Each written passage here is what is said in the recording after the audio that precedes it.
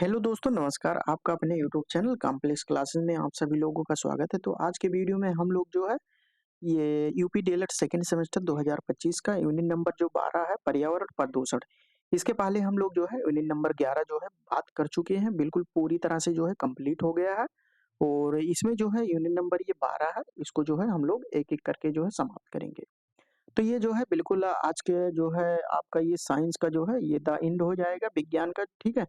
Total जो है 12 unit था, जो कि ये लास्ट यूनिट जो है ये चल आज के वीडियो में हम लोग करने वाले हैं। और इसके साथ-साथ जो है हम लोग ये प्रीवियस ईयर क्वेश्चन पर भी बात करेंगे। और अगर इसका पीडीएफ या फ्री नोट्स प्राप्त करना चाहते हैं तो आप लोग जो है टेलीग्राम चैनल से जुड़ सकते हैं, वहाँ पे फ्री नोट्स जो है प्राप्त हो जाएगा।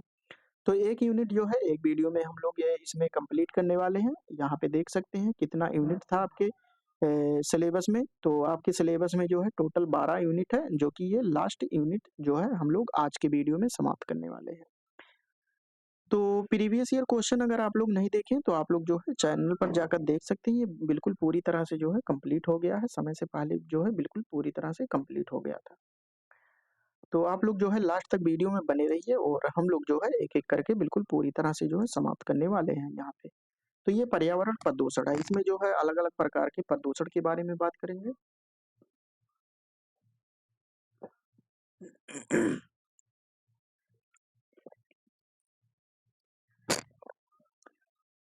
तो यहाँ पे सबसे पहले ये पूछा जाता है कि पर्यावरण प्रदूषण होता क्या है, ठीक है? जो एनवायरमेंटल पॉल्यूशन होता है, वो होता क्या है, उसकी परिभाषा आपके डीएलएड में पूछा जाता है। तो ये जो है ये इम्पोर्टेंट है। और इसके प्रकार के बारे में बात करें तो ये भी आपके एग्जाम में आ चुका है। तो पर्यावरण प्रदूषण क्या होता है कि पर्यावरण प्रदूषण वह स्थिति होती है जब प्राकृतिक संसाधन जैसे वायु, जल, मिट्टी और इसके अलावा भी में जो है हानिकारक पदार्थ जो है आके मिल जाते हैं, ठीक है? जिससे जीव जंतुओं और मनुष्य को जो है ये नुकसान पहुंचाते हैं। तो उसी को जो है हम लोग पर्यावरण प्रदूषण के नाम से जानते हैं। अब हम देखते हैं पर्यावरण प्रदूषण के जो है जो प्रकार होते हैं उसके बारे में देखते हैं कि कितने प्रकार होते हैं, ठीक है? तो पर्यावरण प्रदूषण जो है अलग-अलग प्रकार के हो सकते हैं, जैसे वायु प्रदूषण हो गया, ध्वनि प्रदूषण हो गया। तो अलग-अलग प्रकार के बारे में जो है हम लोग एक-एक करके बात करेंगे। तो ये जो है यहाँ से क्वेश्चन आपके एग्जाम में जो है बन चुका है कि पर्यावरण प्रदूषण के कितने प्रकार के होते हैं, अति लघु उत्तरीय प्रश्न और लघु उत्तरीय प्रश्न में जो है यहाँ से क्वेश्चन आ चुका है। तो सबसे पहले हम लोग जो है यहाँ पे वायु प्रदूषण के बारे में बात करते हैं। वायु प्रदूषण क्या होता है कि जब वायुमंडल में हानिकारक गैस जैसे गैस हो गया, धूल कण हो गए और उसके बाद में रसायन आकर जो है मिल जाता है, तो इसी को जो है हम लोग वायु प्रदूषण कहते हैं। अगर मुख्य कारण की बात करें तो वाहन से जो निकलने वाला धुआं होता है, जैसे carbon monoxide, carbon dioxide, sulphur dioxide, ठीक है? और NO2 जो है यहाँ पे ये सभी वाहन के द्वारा निकलते हैं और ये वायु प्रदूषण जो है फैलाते हैं।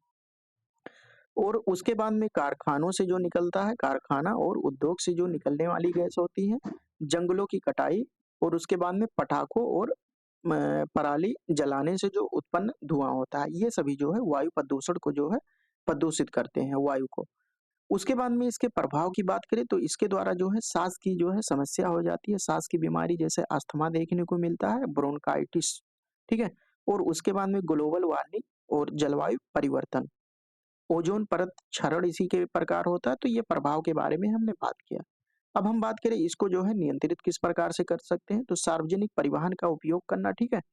यानी पर्सनल जो गाड़ी रहता है उसकी संख्या जो है कम करना, सार्वजनिक परिवहन का जो है प्रयोग करना चाहिए और पेड़-पौधों को जो है लगाना चाहिए और कार्बन उत्सर्जन को जो है कम करना चाहिए। अब यहाँ पे हमने देखा वायु प्रदूषण क्या होता है। अब हम देखते हैं कि जल प्रदूषण क्या होता है। तो जल प्रदूषण की बात करें तो जैसे जल स्रोत हो गया, नदी, झील और समुद्र में जो हानिकारक पदार्थ होते हैं वो आके जो है मिल जाते हैं, तो उसी को हम क्या कहते हैं, जल प्रदूषण। मुख्य कारण की बात करें तो जैसे उद्योगों से जो रासायनिक कचरा होता है, इसके द्वारा जल प्रदूषण होता है।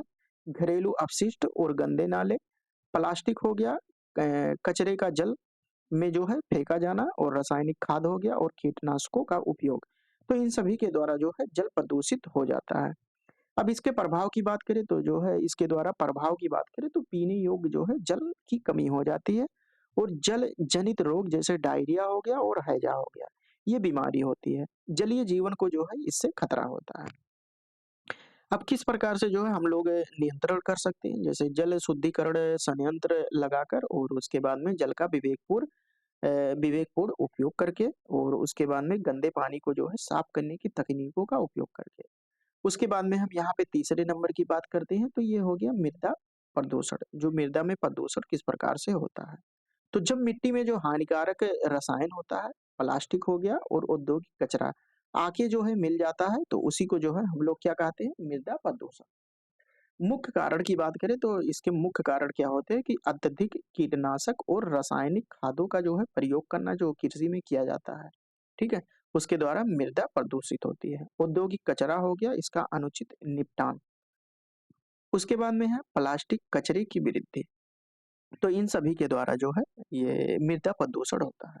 इसका प्रभाव क्या होता है? प्रभाव ये होता है कि फसलों की उत्पादकता में जो है कमी देखने को मिलती है और भूमि की उर्वरता में जो है गिरावट देखने को मिलती है और कृषि उत्पादों में जो है जहरीले तत्व की उपस्थिति जो है देखने को मिलती है।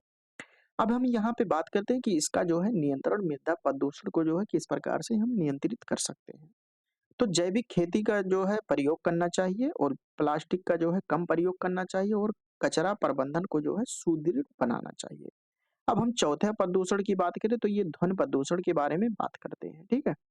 तो ध्वनि प्रदूषण क्या होता है कि जब ध्वनि स्तर जो है सामान्य सीमा जैसे 45 से 70 डेसिबल के बीच में होना चाहिए। जब से इससे जो है अधिक हो जाता है तो उसी को ध्वनि प्रदूषण के रूप में जानते हैं। इसके कारण की बात करें तो वाहन के जो शोर होते हैं वो लाउड स्पीकर होता है और उसके बाद में पटाखा हो गया, इन सभी के आवाज़ के द्वारा जो है इसके इससे अधिक जो है डेसिबल की आवाज़ निकलती है इन सभी से। लाउड स्पीकर जैसे डीजे हो गया, ठीक है? और उसके बाद में औद्योगिक मशीनों का शोर। तो इन सभी के कारण ये मुख्य कारण थे कि जिसके द्वारा ध्वनि प्रदूषण होता है।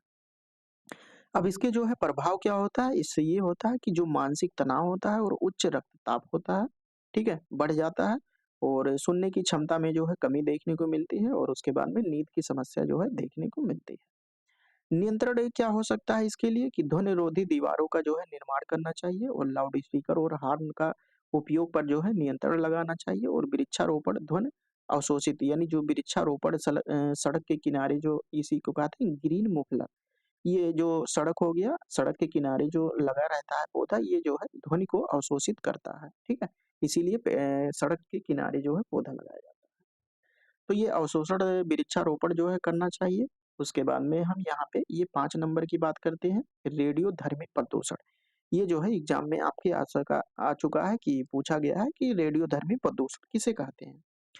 तो जब रेडियोधर्मी पदार्थ जैसे यूरेनियम हो गया, उसके बाद में प्लूटोनियम और अनियंत्रित रूप से जो है ये फैल जाते हैं, तो उसी को जो है रेडियोधर्मी प्रदूषण कहते हैं और इसी को रेडियो एक्टिव एलिमेंट कहते हैं, ठीक है? रेडियोधर्मी प्रदूषण। मुख्य कारण की बात करें तो परमाणु संयंत्रों में जो है ये रेडियोधर्मी पदार्थों का प्रयोग किया जाता है, ठीक है? तो संयंत्रों की दुर्घटनाएँ और रेडियोधर्मी कचरे का जो है अनुचित निपटान और परमाणु हथियार जो होता है, परमाणु हथियार का जब परीक्षण किया जाता है, तो इसके द्वारा जो है ये प्रदूषण देखने को मिलता है। तो मुख्य कारण की हमने बात किया, अब प्रभाव क्या होता है? इसके द्वारा जो है कैंसर हो जाता है और आनुवांशिक विकार हो जाता है, ठीक है? और पर्यावरण जो होता है उसमें असंतुलन उत्पन्न हो जाता है। जलीय और स्थलीय जीवों पर जो है प्रभाव देखने को मिलता है, ठीक है? उसके बाद में नियंत्रण हम लोग किस प्रकार से रेडियोधर्मी प्रदूषण जो होता है, किस प्रकार से नियंत्रण कर सकते हैं? तो रेडियोधर्मी कचरे का जो है सुरक्षित निपटान करना चाहिए और परमाणु संयंत्रों की जो है सुरक्षा सुनिश्चित करनी चाहिए। रेडिएशन रोधी जो है उपकरणों का जो है उपयोग करना चाहिए। अब हम देखते हैं यहाँ पे पर्यावरण प्रदूषण के दुष्प्रभाव क्या होते हैं, ठीक है?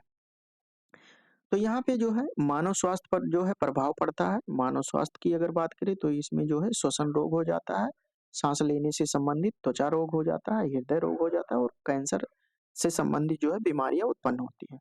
प्राकृतिक आपदाएँ इसके द्वारा आती है जैसे ग्लोबल वार्मिंग हो गया, अम्लीय वर्षा हो गया, जल संकट और जो है जलवायु परिवर्तन जो है देखने को मिलते हैं। जैव विविधता पर असर जैसे वन्य जीवों का जो है विनाश होता है और खाद्य श्रृंखला में जो है गड़बड़ी देखने को मिलती है, जो फूड चेन होता है। औद्योगिक जो ओजोन परत होता है उसमें जो है हानि होता है, जो यूवी रेज होता है से जो है त्वचा को जो है कैंसर होता है और इसके अलावा भी अन्य बीमारी होती है। अब यहाँ पे प्रदूषण नियंत्रण के उपाय, इसके लिए हम क्या कर सकते हैं, ठीक है? तो वृक्षारोपण यानी अधिक पेड़ लगाना चाहिए और जिसके द्वारा जो है वायु और ध्वनि प्रदूषण को जो है कम किया जा सकता है। अपशिष्ट प्रबंधन यानी जो कचरे होते हैं उसको रिसाइक्लिंग किस प्रकार से किया जाए और रीयूज यानी पुनः प्रयोग किस प्रकार से करना चाहिए, इस पे जो है जागरूकता अभियान चलाना चाहिए। उसके बाद में है कि स्वच्छ ऊर्जा का उपयोग, जैसे हो गया सौर ऊर्जा, पवन ऊर्जा और जल ऊर्जा, इन सभी का जो है प्रयोग करना चाहिए। पर्यावरणीय कानून का जो है पालन करना चाहिए। उद्योगों और वाहनों से निकलने वाले जो प्रदूषित हवाएं होती हैं, जैसे हो गया कार्बन मोनोऑक्साइड, कार्बन डाइऑक्साइड, ये सभी जो है वाहनों से निकलने वाले गैस होते हैं, तो इस पे जो है कानूनी रूप से जो है कार्रवाई करनी चाहिए। और सबसे महत्वपूर्ण है यहाँ पे जागरूकता, जन जागरूकता यानी लोगों को जो है प्रदूषण के दुष्प्रभावों के प्रति जो है जागरूकता में जागरूक करना चाहिए कि किसके किसके द्वारा जो है कौन-सा पॉजिटिव इफ़ेक्ट डालता है, नेगेटिव इफ़ेक्ट, ठीक है?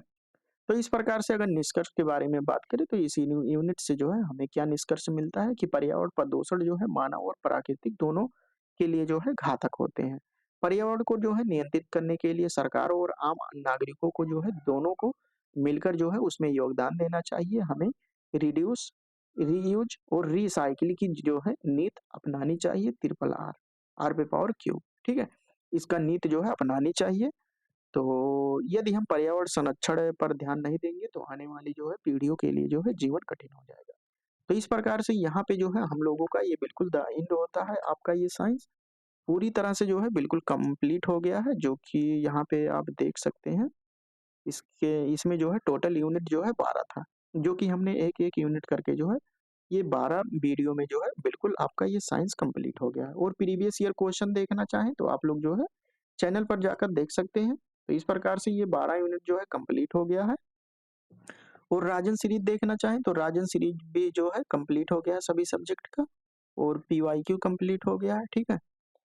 तो अगर सोशल मीडिया पे फॉलो करना चाहते हैं तो आप लोग कर सकते हैं। और वीडियो किस प्रकार से लगा लाइक कर सकते हैं, शेयर कर सकते हैं और कमेंट कर सकते हैं, ठीक है? अगर कहीं पे दिक्कत हो रही है तो अभी तक जो लोग चैनल को सब्सक्राइब नहीं किए हैं, सब्सक्राइब कर सकते हैं। तो चलिए दोस्तों, अगले वीडियो में जो है इसी प्रकार से नए टॉपिक की बात हम लोग करेंगे। तब तक के लिए जय हिंद, जय भारत।